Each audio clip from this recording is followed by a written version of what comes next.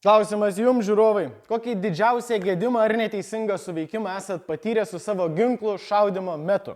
Kai man buvo 18, aš dalyvavau medžiotojų varžybose ir mano ginklas turėjo lever action pertaisimą, tai kaip apačia būna svirtelė ir ją reikia nulenkti žemyn ir pakelti aukštyn.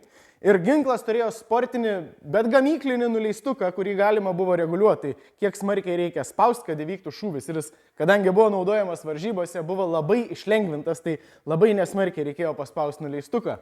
Ir darant kažkurį tai pertaisimą, tiesiog užteko tos svirtelės smūgio į buožės apačią ir ginklas tiesiog iššovė. Gerai, kad visa kita buvo daroma pagal taisyklės, buvo atsisukęs šaudimo kryptim, ginklas buvo nukreiptas į žemę, bet ganėtinai smarkiai sustresavau, kai vienose iš pirmų savo medžiotojų varžybų padariau ne laiku ir ne vietoj šūvį į žemę.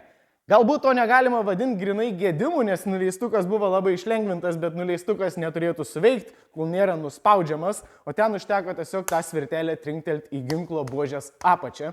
Tai kokį jūs esat patyrę didžiausią nemalonumą gedimą su savo ginklu ir labai būtų įdomu išgirsti, su kokiu konkrečiai ginklu. Savo ginklus, kovinius ir pramoginius rasit Getbekse.